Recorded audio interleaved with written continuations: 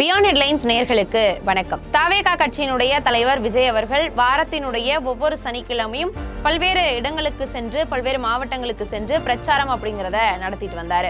அந்த அடிப்படையில இந்த சனிக்கிழமை கரூர்ல பிரச்சார பயணம் அப்படிங்கிறது நடந்துச்சு. அந்த பிரச்சாரம் நடந்த இடத்துல கூட்ட நெரிசல் ஏற்பட்டு இப்ப வரைக்கும் 41 பேர் பெண்கள் குழந்தைகள் உட்பட இறந்திருக்கிறாங்க. ஏற்கனவே தவேகா கட்சியிலிருந்து பெண்கள், அதுலயும் குறிப்பா கர்ப்பிணி பெண்கள் குழந்தைகளை இந்த பிரச்சாரத்துக்கு கூட்டு வராதீங்க, கூட்ட நெரிசல் அதிகமா இருக்கும் அப்படிங்கறத அவங்களுடைய மாநாடு காலகட்டத்தில இருந்தே தொடர்ந்து அவங்க தெரிவிச்சுக்கிட்டு தான் இருக்கிறாங்க.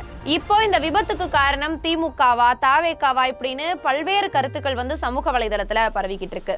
இது சம்பந்தமா அமைச்சர் மா சுப்பிரமணியன் பேசுறப்ப என்ன சொல்றாரு அப்படின்னா, இவங்க நெறிமுறைகளை சரியா ஃபாலோ பண்ணல, காவல்துறையினர் சொல்லக்கூடிய விஷயங்களை இவங்களை கருத்துல எடுத்துக்கல அப்படின்னு சொல்றாங்க.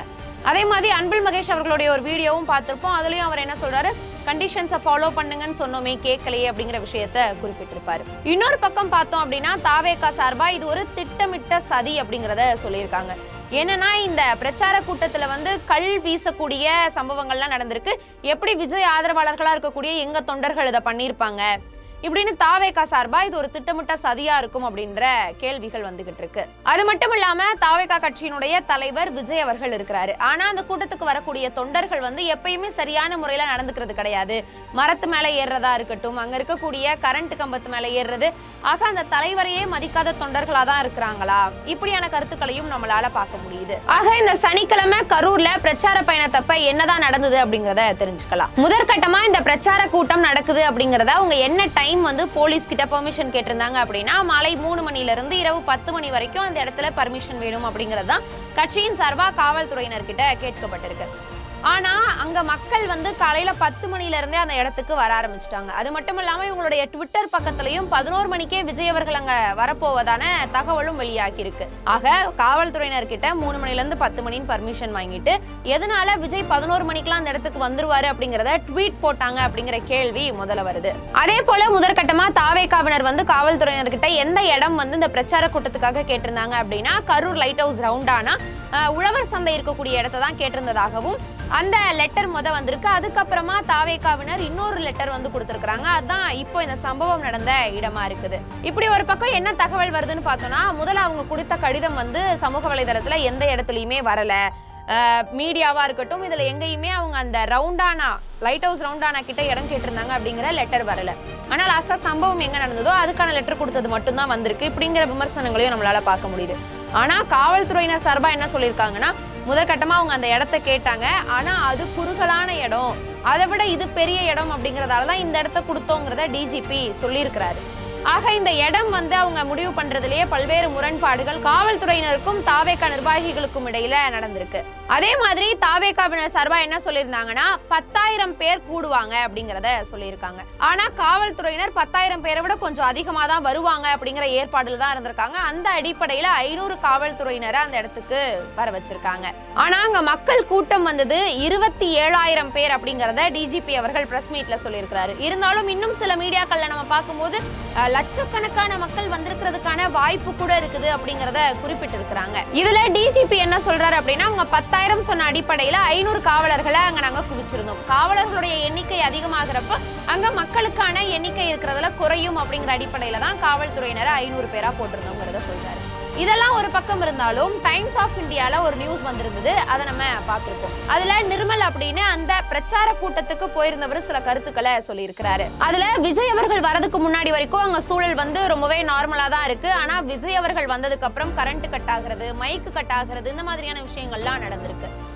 பொதுவா என்ன சொல்லுவாங்க அப்படின்னா, கரண்ட் கம்பத்து மேல ஏறுறாங்க, கரண்ட் மேல பாஸ் ஆகக்கூடியது, அதனால கட் பண்ணுவோம்னு சொல்லுவாங்க. ஆனா இந்த இடத்துல ஜெனரேட்டர் தான் பயன்படுத்தி இருக்கிறாங்க.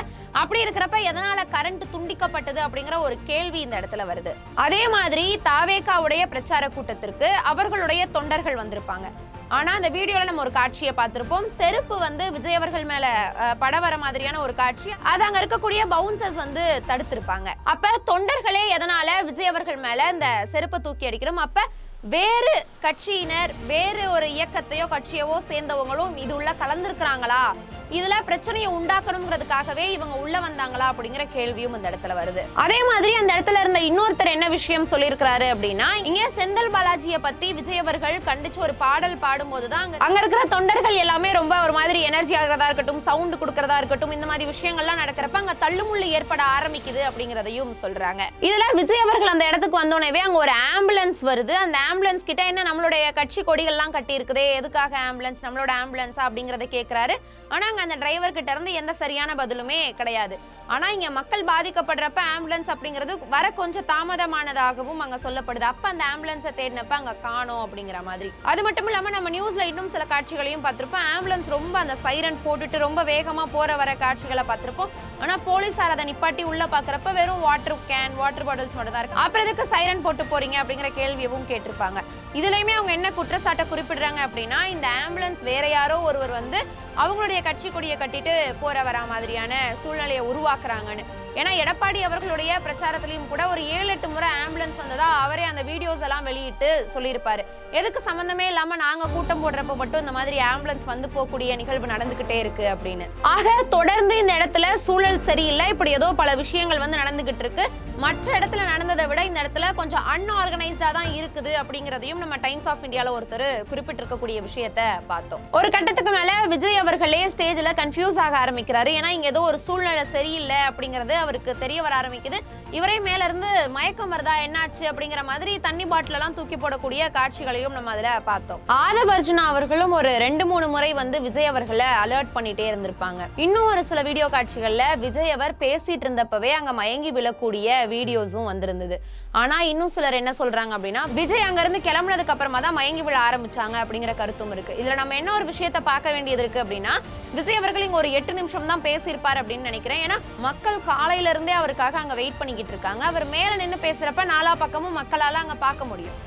ஆனா இங்க சிச்சுவேஷன் சரியில்லைங்கிறப்ப அவர் பேசுறதை நிப்பாட்டிட்டு உள்ள போறாரு, அவருடைய கேரவானுக்குள்ள போயிடுறாரு. அப்படி போறப்போ 4 பக்கத்துல இருந்து மக்களால பார்க்க முடியாது. அப்ப எல்லாரும் அந்த கேரவானை நோக்கி போக ஆரம்பிக்கிறாங்க. அவருடைய வண்டி சுத்தமா நகர முடியாத அளவுக்கு மொத்தமா மக்கள் வந்து அதை சூழ ஆரம்பிக்கிறாங்க. அந்த வீடியோஸ்ல நம்ம பார்த்தோம் அப்படின்னா தெரியும். பொதுவாகவே மக்கள் அங்க நிக்கிற மாதிரியே இல்ல, ஒரு அலமோதுற மாதிரியோ ஒரு வேவ் மாதிரியே வந்து அதை காட்சி அளிச்சிருந்தது. இன்னும் சிலர் அந்த இடத்துல இருந்தவங்க என்ன குறிப்பிடுறாங்க அப்படின்னா, அந்த ரோடு வந்து ஒரு நேர் ரோடு, அதுல இருந்து சில சைட்லயும் ரோடுகள் வந்து பிரியும். ஈவினிங் ஒரு 4 மணிக்கு பார்த்தப்ப அந்த ரோட்ல எல்லாம் போறதுக்கான வழி இருந்தது. ஆனா விஜய் அவர்கள் வரக்கூடிய அந்த நேரத்துக்கு நெருங்கும் போது அங்க சில கயிறுகள் கட்டப்பட்டிருந்தது, பேனர் வைக்கப்பட்டிருந்தது. அது வழியா எங்களால இப்ப நம்ம தப்பிச்சு அந்த இடத்துல இருந்து போகணும் அப்படின்னா கூட போக முடியல. இந்த கூட்ட நெரிசல்ல சிக்கிக்கிற மாதிரியான ஒரு சூழ்நிலை உருவாகிருச்சு அப்படின்னு சொல்றாங்க. ஆக விஜய் அங்க இருந்து கிளம்புறாரு. மயங்கி விழக்கூடியவர்களெல்லாம் உடனடியா மருத்துவமனைக்கு கொண்டு செல்றாங்க. கிட்டத்தட்ட 10 பேர் 20 பேர் அப்படின்னு ஆரம்பிச்சது இப்போ 41 பேர் வரைக்கும் உயிரிழந்திருக்காங்க. இன்னும் சிலர் கூட சிகிச்சையில இருக்கிறாங்க அப்படிங்கறத நம்மளால பார்க்க முடியுது. இந்த சம்பவம் நடந்த அரை மணி நேரத்துல செந்தில் பாலாஜி அவர்கள் அந்த இடத்துக்கு போறாரு. அடுத்த 1 மணி நேரத்துல அன்பில் மகேஷ் அவர்கள், அப்புறம் அன்னைக்கு இரவே வந்து முதலமைச்சர் அவர்களும் அங்க நேரடியா போறாங்க. இதுவுமே ஒரு கான்ட்ரவர்சியை உருவாக்குது. எப்படி இந்த சம்பவம் நடந்த அரை மணி நேரத்துல செந்தில் பாலாஜி அவர்களால வர முடியும் அப்படின்னு. அவர் அந்த ஊர்லயே இருக்கக்கூடியவர். ஆக அங்க ஒரு சம்பவம் நடக்குது அப்படிங்கிறப்ப அவர் அரை மணி நேரத்துல வர்றது ஒன்றும் ஒரு பெரிய விஷயம் கிடையாது இப்படின்னு பல கான்ட்ரவர்சிஸ் வந்து ஒரு மக்கள் கிட்ட இருந்தும் வந்துகிட்டு இருக்கிறத நம்ம பாக்குறோம். அதே மாதிரி எங்க அமைச்சர் அன்பில் மகேஷ் அவர்கள் அழக்கூடிய காட்சிகள் இப்படின்னு எல்லாமே செய்திகள்ல நம்ம பார்த்துக்கிட்டு இருந்தோம். இறுதியா விஜய் அவர்கள் வந்து விமான நிலையத்துக்குள்ள போகும்போது அங்க செய்தியாளர்கள் பல கேள்விகளை கேட்கிறாங்க.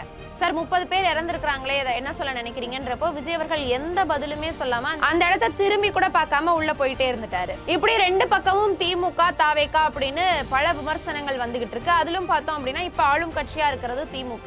இவங்களுடைய ஆட்சியில 40 பேர் இறந்தாங்கன்னு சொன்னா அது அவங்களுக்கு தான் அசிங்கம். அப்படி இருக்கிறப்ப இதை எப்படி திட்டமிட்டு திமுக செஞ்சிருக்கும் அப்படிங்கிற கேள்விகளும் வருது. ஆனா இதையெல்லாம் தாண்டி மக்கள், அதாவது அவர்களுடைய தொண்டர்களா இருக்கட்டும், இல்ல வெறும் விஜயோட ஃபேன் அதனால பார்க்க போனேன், பாலிடிக்ஸ் பத்தி எல்லாம் ஒன்றும் தெரியாதுன்னு போனவங்களா இருக்கட்டும், 1.25 வயசு குழந்தைய அப்படி ஒரு நெரிசலான இடத்துக்கு எதுக்காக கூட்டிட்டு போகணும் அப்படிங்கிற கேள்வி வருது. கர்ப்பிணி பெண்கள் இந்த கூட்டத்துல எதுக்காக போகணும் அப்படின்ற கேள்வியவும் நம்ம பார்த்துக்கிட்டு இருக்கோம். இப்போ இறுதி கட்டமா இதுக்கு யார் காரணம் அப்படிங்கிறது தெரிய வரணுமானா அவசியம் தெரிய வரணும். அதுக்கான விசாரணை குழு அப்படிங்கிறது அமைக்கப்பட்டிருக்கு. நீதிபதி அருணா ஜெகதீசன் அவர்களுடைய தலைமையில அந்த குழு அமைக்கப்பட்டு இதுக்கான காரணம் என்ன, இது திட்டமிட்ட சதியா இல்ல ஒரு மேன்மேட் டிசாஸ்டரா அப்படிங்கிற ஒரு முடிவுக்கு வரணும் அப்படிங்கிற அப்படிங்கிற அடிப்படையில அருணா ஜெகதீசன் அவர்களும் அவங்களுடைய விசாரணையை இன்னைக்கு இருந்தே துவங்கிட்டாங்க. பாதிக்கப்பட்ட மக்கள் ஒவ்வொருவரையும் அவங்களுடைய வீட்டுக்கு நேரடியா சென்று அந்த விசாரணை அப்படிங்கறத நடத்திக்கிட்டு இருக்காங்க. இதனுடைய இறுதியில தான் யார் மேல தப்பு, இது சதியா இல்ல ஒரு மேன்மேட் டிசாஸ்டரா அப்படிங்கிறது தெரிய வரும்.